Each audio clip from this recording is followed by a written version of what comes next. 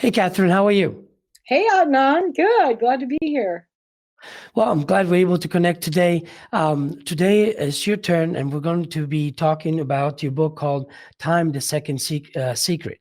So, welcome to the Ozark Mountain Publishing author series, and I'm excited to talk to you about how this book came about and just about the book in general. So, please, if you could give me a little bit about the background, how did you have the idea to start writing this book, and just leading up on how it happened. Sure. Yeah. So I've been teaching visualization for many years in different metaphysics classes. And something that always came up was this idea of like people would visualize and want to manifest something, but sometimes it wouldn't happen. And they would think, oh, I'm doing something wrong. I'm not visualizing correctly. And so what we really learned was that timing was a factor that people weren't taking into consideration when they were visualizing. That there's this huge big factor of when things are going to unravel in your life that has nothing to do with how hard you're visualizing or if you're doing something wrong in the visualization step. That's not really it. It's needing to understand the timing of events in your life. And so I do feel that it is the second secret to the whole idea of visualization and manifesting what we want in our lives.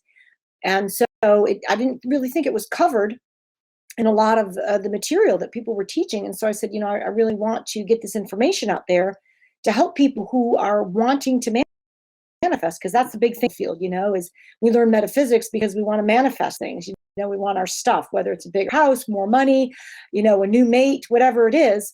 And so it's a huge part of being a creator, which is what we're here to do, right? Is to use our abilities to create. And so it puts a lot of ease back into the whole thing. When things aren't happening when you want, there's reasons why. And if we can understand that whole area of time, life will be a lot more enjoyable, I think. So, Catherine, without giving away too many secrets, because I do would like the people buy the book and read it and get all the information they need. But can you get a little bit into the process of what you're talking about? Sure. So we're all kind of like a little seed that one day is going to, open up into this beautiful oak tree, for example.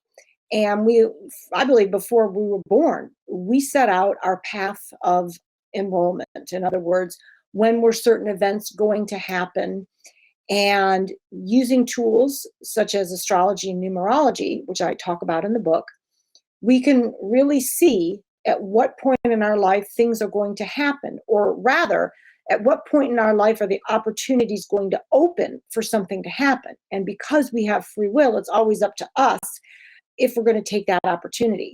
And so over the years of doing astrology, people would often ask me, well, is it possible like some great things could be happening on my chart and I miss them? And I always say, yeah, it's totally possible that there could be these great energies for manifestation and the person just lets it go by.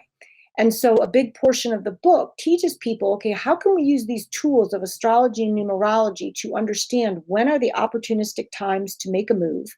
When should we kind of sit back and process things? And if we understand when these opportunities are coming, we can prepare ourselves ahead of time. So I always do like a yearly predictions class for the coming year, and I help people see what are the energies for the coming year so that they can take advantage of them. So that's one big part of the book. Another step in the process of using timing, besides these two tools, is understanding preparation. And this is huge because so many people want to skip the preparation stage and then they don't get what they want because they're not prepared. So, let's just take a simple example. A woman who's going to be having a baby, she gets all into the preparation stage, right? She creates the baby nursery room, gets the crib, the dad's putting the crib together. There's this whole preparation, right? We buy all the baby clothes, we have the baby shower. I mean, it's a huge preparation so that by the end of the 9 months, we're ready to begin. Now imagine, those examples, and I'm sure you've probably known some of women who, oh my gosh, the baby comes 4 weeks early and the woman's not prepared. And the whole event is a very different experience than when the mother's prepared, right? We know the difference. And so in our lives, we really need to focus on that preparation stage and be asking ourselves, how do I need to prepare not only physically, but mentally and emotionally for this new creation that I want in my life? Because when we're prepared, we're ready to receive the creation.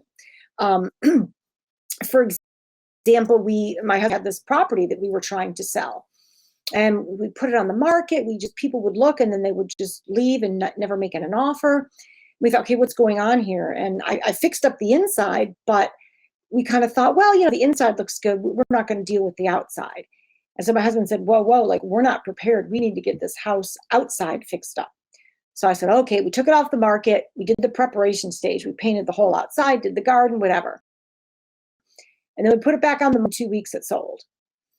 So it was like, wow, we all want to rush that preparation stage. Like, I couldn't wait to sell that property. I'm like, no, we got to get it on the market now. So rushing is another part of understanding timing, because we want to skip that preparation stage and we want to rush. Well, rushing actually slows down the process. So I just gave the example of that house where we were trying to rush to get it on the market, and it actually slowed us down, because then we had to take it off the market, and then we had to fix it up, and then we had to put it back on. So think about, if you eat an unripe vegetable, right? It's going to make you sick. You can't rush Mother Nature. It has a certain amount of time to mature, to be ready. And so for just us as people, we need to understand our process of maturation. And it's interesting because before the radio show, we were talking about our struggles having teenage kids. And, that's part of their maturing stage. They think they're ready, right, to take on the world. And we, of course, as parents know, you are sorely not ready. And they want to rush it and, do all these things before they're ready. So we really have to prepare them, right, mentally, emotionally, physically, for the world and our own selves. If we say, oh, I want to go out there and have this great relation, that's inside emotionally, it's not going to happen. So we can't rush things. And so that's another huge part of understanding timing. Another stage is really looking at the paradox, or one thing I want to get into is the paradox of time, where metaphysically we can say, time doesn't exist. We're infinite beings. There's no such thing as time. And, a lot of the Ozark books will talk about that, that we're really these multi-incarnational beings with no beginning and no end. So who cares about time? So on one level, that's correct. On another level, in this physical space, we do have time. We have structure, we have appointments. I had to meet you here today at a certain time, or this radio show wouldn't have taken place. So time does serve a purpose. So because we're really spiritual beings having a physical experience, we have to hold these two paradoxes in our mind, too caught up on this, feeling like, oh my gosh, I have a finite amount of years to get my mission accomplished. Yet we can't get caught up in that.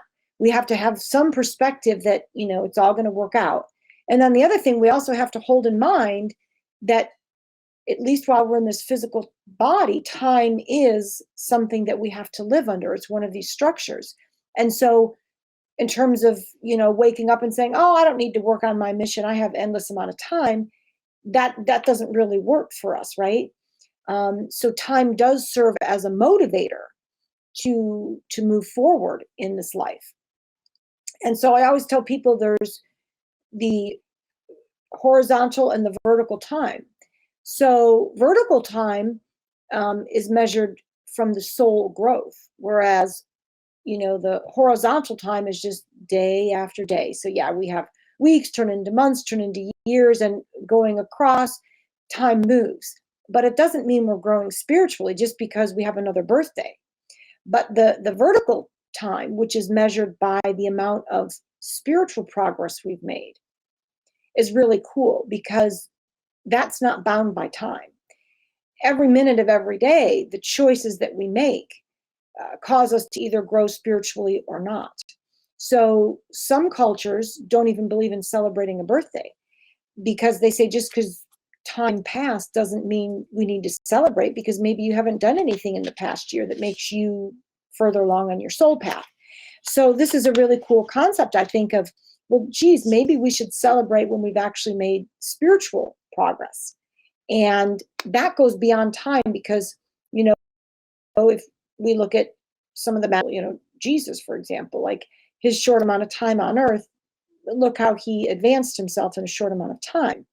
So it's not so much the physical time, but what we do with that time that determines our rate of spiritual growth. And that's something, so we have to hold these two paradoxes in mind, which isn't always easy, right? Because you got that metaphysical mindset, oh, time doesn't matter, but on the other hand, it does while we're in this body. So those are some of the big concepts that I look at. And one thing to help people not freak out about, time is that sometimes it's a sequence. So have you ever, had a plan? It's like, okay, let's say you're taking a trip. I'm going to get to the airport. I'm going to board that plane. By the time I get to my destination, I'm going to be able to check into my hotel and maybe do some sightseeing. You got this all planned out in your mind perfectly. And then, of course, something derails the plan. So let's suppose you're at the airport. It's like, oh my gosh, my flight just got canceled. It's a 2-hour delay to the next one. And we want to freak out, right? Because it's not going to according to the time schedule that we have set for ourselves. Well, if we can take a step back and look at things spiritually and say, okay, maybe there's a reason for this time delay. I'm going to work with it instead of freak out about it and fight against it. And so this is a true story that I wrote about in the book. A friend of mine, a similar scenario happened where she missed the flight because it got delayed. And so she was like, oh, what am I going to do? And she's like, oh, I'll open up my computer and check emails. And as she was doing that, she saw the email that she remembered that there was a Zoom meeting right happening then that she could tune into now. And so she went ahead and tuned into the meeting, and she learned some amazing things and made some contacts in that helped her out greatly in her business. So had she freaked out and just, oh my gosh, I got to go get some food and coffee, I'm freaking out, she never would have been able to get calm enough to take advantage of that meeting. So what I urge people to do is realize if things aren't going according to your plan, realize there is a bigger picture that we can't see at that time. Other things are happening. And if we can just breathe, slow down, and work with it, there usually is a reason for an event out of sequence that doesn't match what we want. So that's kind of how the timing thing works. And people that nature is the great balancer. So when people are feeling out of sorts, mentally, emotionally, physically, or spiritually, they're feeling like things aren't happening when they want, go out in nature, observe nature. Like nothing is rushed in nature. We have the 4 seasons. You can't rush a tree from blooming, right? We can give it all the ingredients it needs, a little sunshine, some water, fertilizer, whatever, but we can't speed up the process. And when we do, problems result. So look at what they've done with GMO farming, right? Oh, how can we get more crops faster, etc.? Oh, we'll do this GMO hybrid, all this stuff. We'll put all this chemical fertilizer. And what has it resulted in? Well, we know our food supply is horrendous right now, right? It's tainted with glyphosate, which is a toxin.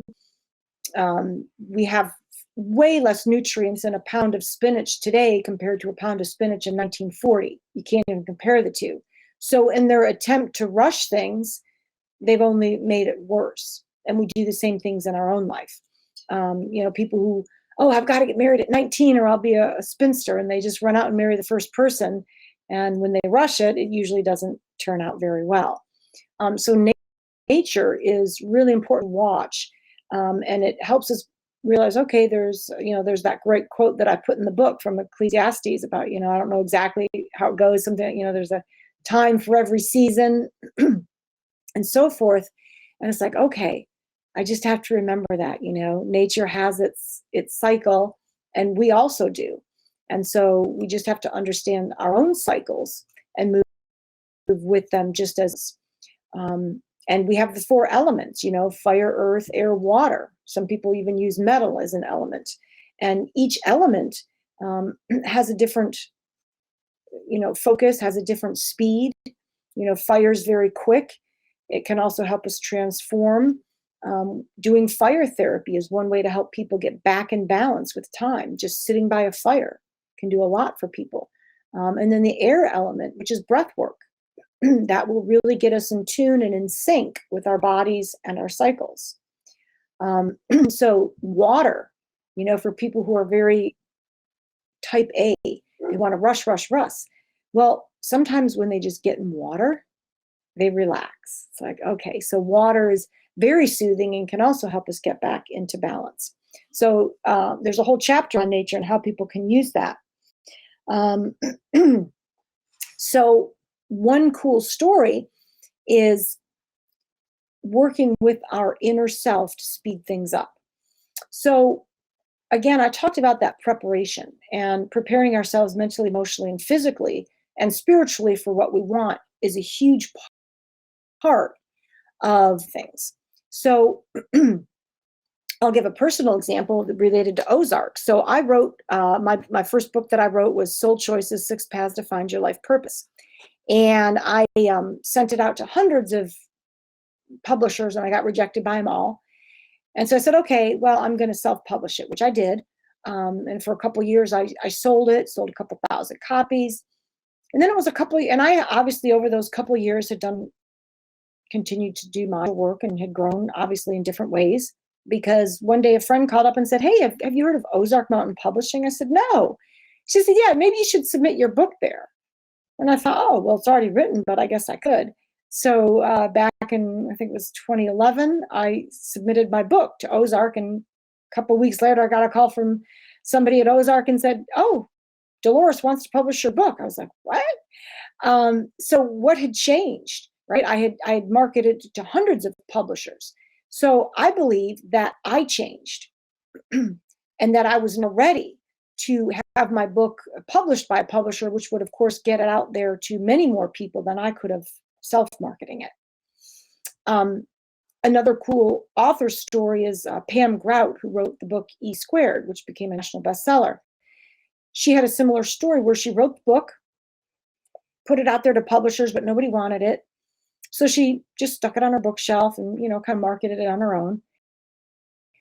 And then a couple of years later, to pull that book off the shelf, she dusted it off. She changed the title. I think the first title she said was God is Having a Bad Hair Day or something like that. Changed the title, really didn't change much of the content. Submitted it to Hay House. They accepted it, and now she's bestseller. And she tells that story. She says, nothing changed. The book was the same book. She goes, I must have done some inner work that changed what happened with the book, right? The process. So I always tell people, if your manifestations aren't happening, to do some inner work, to be prepared to receive your manifestation. So we always have to look within. We always want to look outside and blame, right? Well, it's not happening because A, B, and C, or the government, or my neighbors, or whoever. Right? We can, but it's usually the inner work that we have to do. And obviously as a metaphysical book, that's the first place we have to look is within, because the outer is always a manifestation of the inner. That's very interesting you say that, because I think one of the, just from my personal opinion, one of the important parts is to actually let go and trust. Because a lot of times, it's like, I have to be in control of this. I have to make every single step. I have to be aware of each step, and only then will I eventually come to whatever it is that they want. Like I noticed, so for example, like whenever I'm rushing, sometimes I feel like I'm late and I'm driving and there's always somebody in front of me, and not now, but in the beginning, I was always wondering, like, how do I get past them? I need to get past them. Never really, stopped to think. It's like, well, if I say I believe that, there's a reason for everything, and there's all of a sudden this truck in front of me and I can't get past it, even though I feel like I'm late, it's like, why don't I then just, follow the very thing that I say, I believe in, and just stop and slow down and actually just drive normally until a path opens up where they turn away or they let me by or whatever, but that's one of the major things that I noticed is the letting go of control. I love that. Yeah, because some things are out of our control, right? And they could be for a higher good that we have no clue why. Um, and again, when weird things are happening in your life and you don't know why, as an astrologer and numerologist, I always have that to go back to as kind of my foundation. Like, oh, this is why it's happening. There's some cycles of planetary stuff going on, and then we can learn to harmonize with them. And I always say, slow is the new fast. So even though you're maybe driving behind somebody slow, oftentimes, if we can be at peace with that and let go of the control, we're going to get to our destination at just the right time. Right, right. So, Kathryn, is this something? I mean, this book, is it all? What I'm trying to figure out, basically, like, I know a lot of times when we're ready to make a change, then we just, look at everything that can help us do that, right? We'll look at, if we, wanting, New Year's resolution. It's like, okay, I'm going to lose some weight, and then we'll like get videos or workout programs and meal plans and all these other things, they get, basically to line up, for ourselves. But when it comes to basically, doing that, would that be one of your preparation processes? Or do you basically just let go and just kind of do a little bit here and there until you can dedicate yourself fully to whatever you said you want to do? No, I mean, I think baby steps, little by little, is a great strategy, of course. Yeah, definitely. Okay. Well, Kathryn, is there anything else specific you would like to cover about this book? I would like to talk just briefly about understanding the universal laws and how that can also play a factor in timing. So, we're bound by physical laws, speed limits and so forth, talking about driving, right? But we're also bound by spiritual laws. For example, the law of karma, cause and effect. And when we learn to work with these laws, we can actually make time our friend instead of our enemy. So if we understand the law of cause and effect, we know that every choice we make is going to have some kind of effect. Now, if we're in high school and we decide, I'm not going to study, I'm just going to blow it off. Then you may have to repeat 12th grade, right? If you don't graduate, you're gonna lose a year. So that's an effect that can slow you down. So cause and effect, understanding the law of karma, is huge in terms of timing, working with the laws. So service, right? The more that we give, even though it may take time out of our schedule, we're going to receive back 10 times what we give out. And so on one hand, or maybe if I help somebody do something, I'm going to lose some from my day, but I'm going to gain it back. So keeping that in mind about service and studying the various universal laws beyond, karma, cause and effect, that's the biggest one, but also the law of attraction. So if we understand that just by visualizing and using our mind to draw to us something that we want, that will speed things up. Instead of just thinking, okay, if I want a job, I have to go out there and hit the pavement and visit 20 companies and turn in my resume. Or maybe I'll visit 10 companies and I'll spend the rest of the time visualizing. That's the law of attraction. And that will definitely put time on your side as opposed to making time your enemy. So I really encourage people to read about the laws that specifically will relate to timing so it can become your friend. Well, Kathryn, thanks very much for giving this very packed and condensed, a very informative, basically informative. Can you say informative information? It's like a double. Well, anyway, thank you very much for compacting it all so well, to basically talk about what's in your book, and I find it very intriguing because sometimes it is like, even if people talk about baby steps, sometimes it's not clear that, for most people, like what baby steps actually are. Because sometimes baby steps for me are like a mile apart for somebody else, that, they don't understand that quiet literally start out slow, quiet literally, take this little bit, do something about it, and then let it go, and then take the next step, and so on, because I guess baby steps don't mean the same thing for everybody. Right. Yeah. Everybody's at their own pace. So even just a little, Right. is going to pay off. Well, thanks very much for doing this again today. Of course, I'm going to have all your links and whatever other contacts you have in the description below this video. And I certainly hope that people that are ready to finally just dive into this and learn more about it, that they get your book. Awesome. Thanks, Adnan. All right. Well, I hope we do this again sometime, and have a good rest of your day. Same to you. All right. Bye-bye.